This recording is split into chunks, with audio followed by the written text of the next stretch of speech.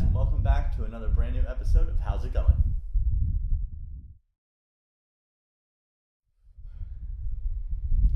Hey guys, and welcome back to episode 6 now, coming off a very special episode with Simon Chen. We were out of town in Charlotte. We're actually back in your office in Somerville. Yeah, we're in Somerville. As always, I'm Bill. And I'm Ross. And this is How's It Going? Today is the start of a very special 2-part episode where we're going to be talking about being a buyer or a seller and the dangers of using the third-party websites to look for listings or get the value of your home and those guesstimates. Yeah, so we'll get into that in a moment. We did have a lot of feedback about the interview with Simon. It wasn't more an interview, it was like a chat. It was more of a chat. A fireside chat. Yes, a fireside chat. When in doubt, pinky out. Yes. Yes. Our fireside chat with Simon. Yeah, that was fun. Lots of great information. He's a great guy, but we did have a couple people ask us about the mug we gave him. These right here. And the one Ross is holding up right now, we actually have a few that we're going to give away.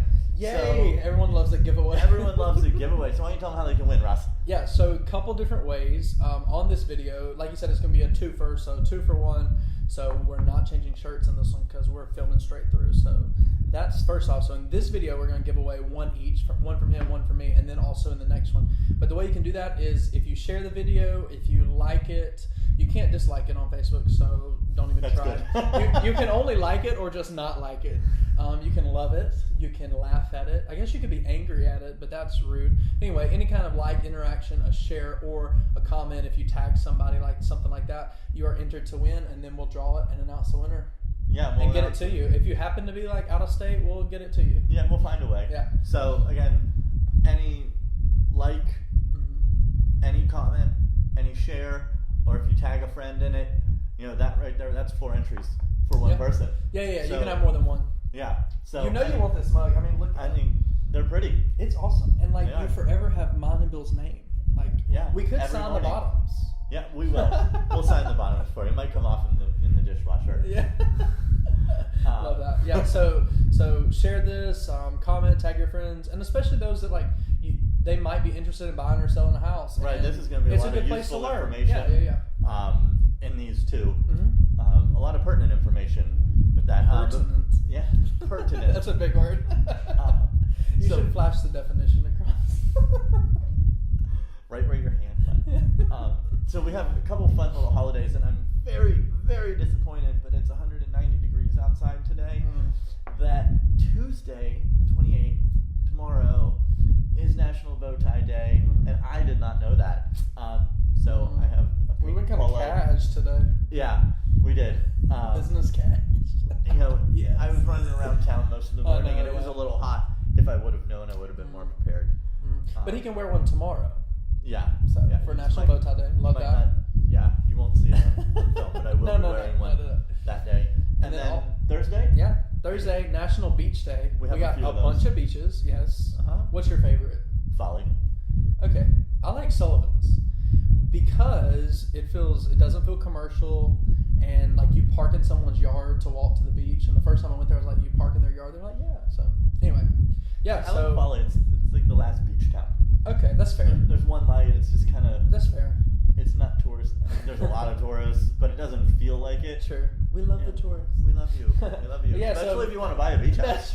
That would be sweet. Someone I know was on a TV show about buying a beach house. Insert claim to fame. But yeah, so on Thursday, get out there and enjoy the beach. Beach it up. Yeah. And then after you're done at the beach, this weekend, September 1st and 2nd at the Gilliard Center is a Low Country Jazz Festival. So if you're looking to get out, listen to some awesome music. And to jazz it up. Downtown in the Gilliard Center. Yeah. So that's great. Check some of that stuff out. Enjoy a bow tie and a beach. Yes. Don't combine the two. That's dangerous. Yes. So let's get into our topic today, because this one actually did come up. Ross shot me a text the other day and asked me a question. So I'll let you start this. We're going to be talking about if you're looking to using our website, but you're using one of those other ones, we're not going to say any of their names because I'm not really sure about. We might get sued. We're just starting off. We're not trying to get sued. Yeah, one starts with a Z. I think you can figure that out. Zebra. Yeah, zebra.com. I don't know what that is, but be careful. Starts with a Z, rhymes with willow. So anyway, what was your situation you had with your buyer? Yes, so I have a buyer that I just started working with, and before they even logged onto my website or anything like that, they were obviously searching on some of these third-party websites, and that's fine. And I love that buyers are now, for the most part, they're educated on the market to a degree because of these third-party sites. So there's benefit to that. But the issue that came across for me was my client, like I said, we just started working together, and they already sent me over a house that they are interested in and wanted to go see. And it's listed on this third-party website as a pre-foreclosure. And most of the time, and in this case, that's not true. So these third-party websites will pick up information, whether it's the current owner missed a few payments or whatever. Don't ask me the technical of how it knows it, but it does. And it picks it up. Big data, yes. And it picks it up and it displays that as a pre-foreclosure because it's predicting that it'll have to go into foreclosure soon.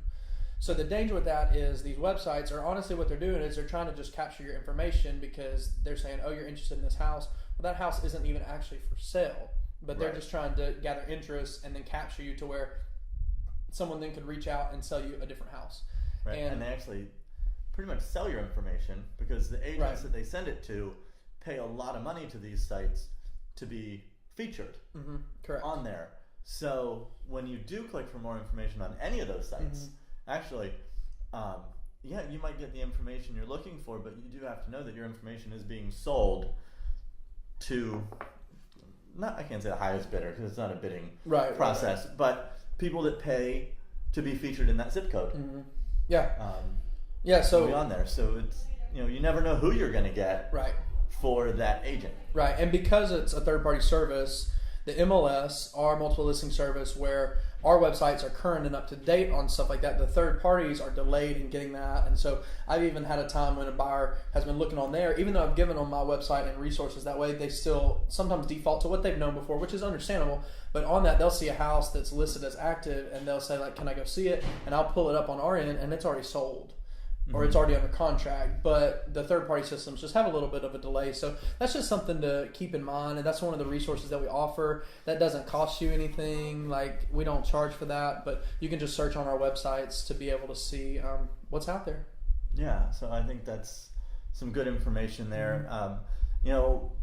I do like that these sites are out there because when you're in those infant stages of looking for a home, you just kind of want to see what's out there. You might not be ready to talk to someone yet because you might think you're too far out, which is not true. You're never too far out.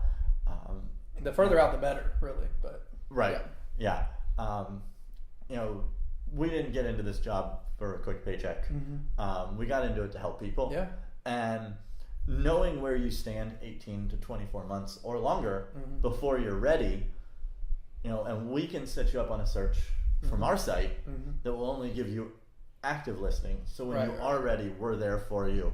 Where, like Simon said, this is the disruptors. Because these sites kind of are trying to disrupt what we do. But at the same time, they do have a small benefit for the consumer, and they've become household names. So, long story short on this, they're not 100% bad. They're probably about like 95% bad. Yeah, for sure. We have things that are 100% good all the time. So, if you contact us about something, you know who's getting your information and who's going to be helping you. Whereas your information's getting handed off to someone who, may or may not even follow up, and you're just another number in their numbers game. Yeah. And even if it's something like you said, even if you're 18 months out or whatever, you could even just let us know, like, hey, I'm not honestly actively looking for anything. I'm just curious as to what's out there. Like, that's totally cool. We can help you with that. Or just send you over what the process is. Yeah. Because some people they don't know what they need to do now. You may think that in 18 months you'll be in a position to buy, but if you're not doing what you need to do now, you may never be ready, even though you think you are. Yeah. So, and we can help you in that, where those sites aren't really going to do that. No. They're fun to dream on. Yeah, that's true. I mean, because I know when I used to look at those things way back in the day, I definitely look at things that I definitely could not afford. But it's just fun. I think it's because we're all like a little bit nosy. Like, you want to see what someone's, either it's a neighbor's house, and you know you've done that, so don't lie. But like, whether it's a neighbor's house or whatever, you're like, oh, let me look at their house. Yeah. But anyway, so yeah, we just want you guys to be resourced and use not the things taken available advantage to you. of. Right. There's a lot going around about where's my information going, and sensitive information, and there's a lot of that in a transaction. So you want to make sure the agent you're working with you trust, and there's that mutual respect, because there is a lot that goes into it besides just buying a house, and most of the time you're buying a home for your family. So whatever happened with the pre-foreclosure? Well, I mean, the bubble had to be burst of like, that house is not available. So I hate that conversation. Yes, they were sad, and so I hate that conversation.